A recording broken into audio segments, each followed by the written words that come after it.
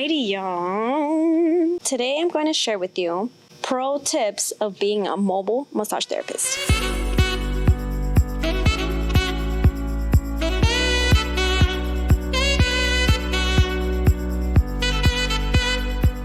Hey, what's up, guys? It's Bree from Bodywork by Bree. I am a massage therapist based out of Houston, Texas. Sometimes I travel for work. I'm here with another video of mobile massage therapy. I want to give you guys 10 tips on how to be a successful mobile massage therapist, plus an additional 2 if you stay for the very end. I've been offering my mobile services for 5 years already. So these are my pro tips so that you can be a successful mobile massage therapist. Let's go ahead and get started. Let's start off easy.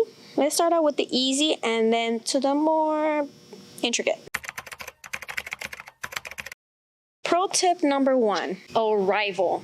Be on time. No matter what time you book them, always try to be there early. Consider the traffic, consider everything. If you book someone at 4 and you get there at 4, then you still have like 5-10 minutes to set up. And then so what time did the session start, at 4 or the time that it's setting up? So you have to consider arrival time, setup time, everything. So now jump into setup in a little bit. But remember, early is on time and on time is late. So be professional with your time slot. I like to hang around the area beforehand. Like if I'm gonna eat before, like let me just eat 10 minutes down the road. Like, let me be smart. And that way traffic won't be an issue. Now, on your liability and waiver form, which everyone should have, is I put on my form, please allow 30-minute leeway. You can put 10, 20, 30, whatever, for arrival time due to uncontrollable circumstances such as traffic and weather. That's kind of the way I've structured it, but still be professional with your time. I've learned my lesson is that the traffic is terrible, so I have to take that into consideration. So anyways, that's on arrival. Pro tip number 2, setup. The only thing I can say about setup is be as organized as you can possibly be. Have everything structured in your bag. Only have one bag for everything, maybe 2 bags, one for your linens and the other one for your tools. Try to be as organized. Don't just throw everything in there and be like, wait, where's my thing? Where's my, like bro, just be organized with your setup. Have all your things in place. Have a presentable bag. So just pack everything that you need in an organized manner, and then at the end replenish and refill anything that you need to refill so that you don't have to worry about running out of supplies or lotion or anything midway through your next appointment. Pro tip number 3, take care of your body, please. You are booked, blessed and busy, baby. Please, I cannot stress this enough. Prep lunch, snacks, and water. A lot of times when we're like, doom, we forget that we have to eat, bruh. And like there's been days where I forget to drink a sip of water because I'm on the road 24/7. So it's just like, please, this was a major learning curve for me. I was wondering why my energy was gas. It's like I was drinking 1 cup of water a day. I was eating once a day. And so your life will be so much better if you pack your snacks, pack your lunch, pack your water, and hydrate. Another part of this is use proper body mechanics. Take care of your body by making sure you lift the table correctly. Do not half-ass it if it's a short walk. Like, take care of your body the way that you take care of theirs. So that's that. If you need to stretch before and after, if you need to cool down, whatever, just do what you gotta do so that you have proper body mechanics while you're carrying your stuff around. Pro tip number 4, be adaptable. To be a mobile massage therapist, that means you have to be adaptable. You have to adapt to different types of clients, different types of houses, different types of neighborhoods, different scenery, different walkways, aka stairs, elevators, hotels, apartment, etc. So you just have to be adaptable to your environment. The good thing about being adaptable is that this is a great way for people that don't want to be stuck to a routine, to one place every single day, 9 to 5, Like, you get to change the vibe every single day, and I personally love it. Pro tip number 5, music. Get to know your client. Do they want calm, relaxing music? Do they want to chat all session long? If you play your own music, ask them what they would prefer. Some clients like to choose their own music. Upon arrival, I give my clients the option to play their own music. And then if they don't want to, then that's when I take over. So funny because I have one client that blasts in and out, not in and out, wild and out in the background while he's and loves to have good conversations throughout the whole time. He's just straight chilling, laughing, like he's just, that's his vibe. And I have another client who plays her favorite country playlist, and that calms her nerves, calms her nervous system, and she's all like, I have another client who plays sound bowl meditation and just falls asleep. So you have to learn your client. Who is your client and what kind of vibe do they want? If your client doesn't know what to play, just play some lo-fi music. A lot of my clients love lo-fi because it's not too meditation-y and it's not too like upbeat. It's just like chill lo-fi vibes, like perfect. Pro tip number 6, price. Please charge what you're worth. Do not charge $1 a minute. That was so 5 years ago. Also, do not charge what regular spas charge because, reminder, your client is paying for convenience. Charge for convenience, charge for gas fee, charge for travel. And another thing I like to do is ask for a down payment to 1, confirm appointment, and B, I like to, so basically this is what I do. I charge a $50 down payment that's deducted from their total price. So that way, when I go to them and they pay the remaining balance, it's not as much. So in a way, it's like, it's more like psychological, like pay a big amount and then in the end, pay a decent amount, shorter amount. So ask for a down payment, secure your appointment, and charge what you're worth, please. Pro tip number 7, figure out your minimum and maximum. What do I mean by this? Okay, figure out how far of a drive you're willing to go to a house call for, and how short your minimum session can be. Like how long would you like your shortest session to be? There we go. And how long would you like your longest session to be? Let me give you guys an example, my example. So my minimum session in length is 90 minutes. I don't offer 60-minute house calls anymore. Why? Because I am willing to drive 60 minutes to a house call. And I don't want to drive 60 minutes for a 60-minute massage. Like, bruh, that don't make no sense.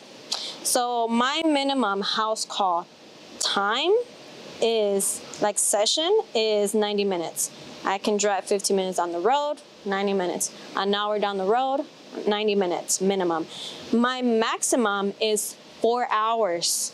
I do 4 hours because back-to-back 4 hours, I'm good. I'm still feeling like, oops. Once I do 5 hours back-to-back, then I start deteriorating. I don't want to do any lower quality service on my 5th hour. So I don't do it. And then plus I get hungry, I get thirsty. I like to keep it at a sweet spot of 2 or 3 hours. Basically, you can choose a time and split it between multiple people. So it doesn't matter how long they're on the table, but if they booked for 3 hours and they got 4 family members, so then 2 of them will get 1 hour each. What am I doing? And then the other 2 will get 30 minutes each or something like that. So I just kind of like let them figure that out. So this is such a great way to get the whole family in. Pro tip number 8, it starts getting a little spicy. So first time house call client. If you're getting a first time house call client, get their name, number, email, and copy of their ID. Do not play about your safety. Genuine clients will gladly, without hesitation, hand you a copy of their ID, send you a copy of their ID. They won't ask no questions. They'll be like, yeah, do. Not only will this let them know that you're professional, but that you care to know who your client is, how they look like, where they live, etc. Have them sign a liability and waiver form and an intake form before the session. All of this is especially for those that reached out via online, social media and stuff. If it's a friend or a friend, family, yeah, cool, whatever. Like, this isn't for them. This is for people that you are booking, that you have no idea who they are. Whether they called you, they got your contact, they found you on social media, whatever. This is for those kind of clients. So if they reach out to me, I'm like, yes, sir, I do have some availability next week for a house call.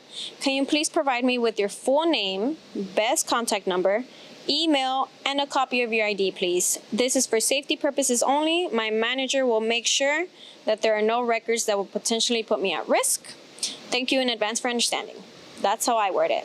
Feel free to take it with you and run with it, tweak it, do whatever you need. You don't have to explain that you're the manager. It's just a fancy term. And I promise you, the moment you send that, the people that are sketch, that are weird, they're not going to reply.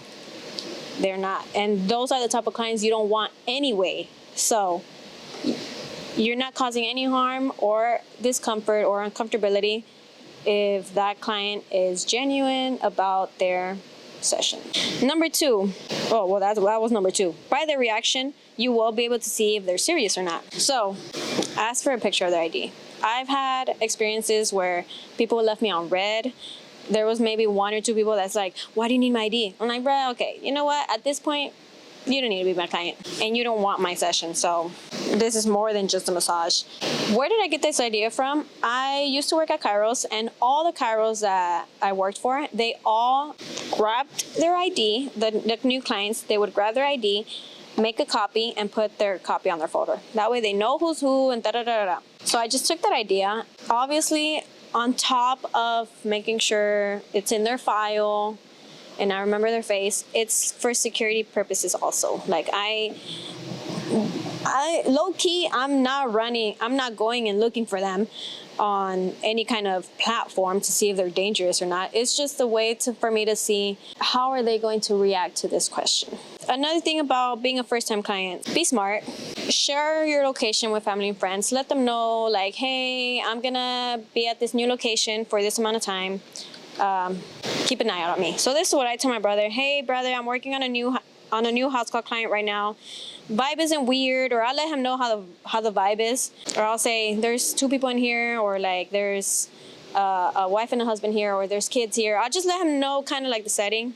Vibe isn't weird, but keep an eye out for me, please. Session is 90 minutes long, so I'll text you in 95 minutes to let you know how it went. If I don't text you within 95-minute mark, then get your ass over here. Like, obviously, it hasn't gotten that serious, but that's just something that I send my brother. He's always on the lookout for me. And yeah, thankfully, I haven't had any crazy circumstances like that. So that was number 8. Whew, that was a lot. So take all of that in and be smart.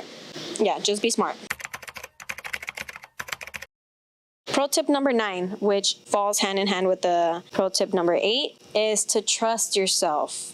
Trust your intuition, trust your gut feeling. If you feel a situation is unsafe or it feels off, do not hesitate to cancel or reschedule. Your safety matters more than a paycheck. And I don't know if you guys know this or not, but the therapist has just as much right as the client to refuse work for whatever reason. Just trust yourself, trust your instincts, be smart, be aware, and don't make dumb decisions. Pro tip number 10, cluster appointments. This is a big one if you take in a lot of house call clients a lot of the time. So try to book your clients in the same area in the same day to minimize travel and cost. The good thing about this is that they don't have to know. Still charge them the travel fee as if you're coming from your home base. Like that's like you're saving travel, you're saving money, you're saving energy, and so it's just smart to cluster appointments in the same day in the same location. So what I try to do is I'm in Houston, I live in Kingwood, and I have a specific day for Baytown clients. I have a specific day for Katy clients. I have a specific day for Pearland clients. So then they just kind of fall into a routine. But if you do have like 3 different clients from 3 different neighborhoods, try to book like in a circular motion. That way you can go back home easier and faster, and it'll save you time and gas and money. Like you don't want to go here, here, here. You know, like just try to think how you can save time, gas, and mileage. All right, so here are my extra 2 tips. This is just a little splashy splash, a little sprinkle. So pro tip number 11 is referral discounts. Encourage your existing clients to refer friends or family for discount codes on future sessions. 3 examples could be, hey Joe, refer a client and you get 10% off your next session.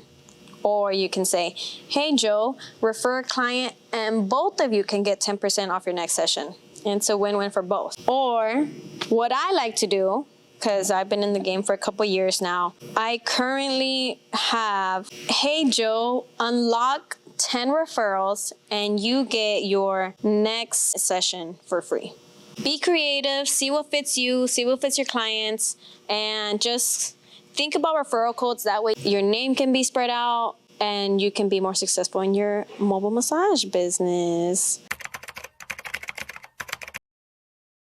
And last but not least, pro tip number 12 is be unique. A mobile massage therapist is unique already. You just have to add your own little twist into it, your own little sparkle into it. And I want you to think about this like for yourself, right? Like here are some ideas that I have in mind is just offer random times. A majority of society works 9 to 5 p.m. So I wouldn't work 9 to 5. I want to see you when you're off. So that's what I got known for is I work after hours. Like, oh my gosh, you offer massages outside after 5 p.m.? Like, this is amazing. I can see you. Okay, cool. Because a lot of people can't call off to work just for massage, right? So you got to accommodate. An idea would be offer massages at random times. Offer massages in nature. Offer massages first thing in the morning. I've done a massage during sunrise, which honestly was one of my favorites. If clients struggle to sleep, offer massages late at night. Bring candles or a diffuser to set the calm, relaxing mood. Offer couples massages. Collab with another LMT and offer couples massages. Go all out for Valentine's and holidays and set up with balloons and rose petals and like just what makes you stand out as a mobile massage therapist and why do people want to book with you? So these are some examples that I do. Feel free to take them all. And that wraps up my pro tips for becoming a mobile massage therapist. If I missed of any and you're an experienced mobile massage therapist, let me know in the comments and maybe we can do a part 2. If you are seeking any kind of advice or any kind of tips, I'm all yours. Reach out to me via Instagram. You guys can follow me at Bodywork by Bree. Make sure to hit the subscribe button as I'm trying to get to 100 subscribers. I'll be making more videos about all kinds of stuff, not just tips and advice, but also getting to know other practitioners, highlights of my events, and I'm excited to see you guys next time. Bye!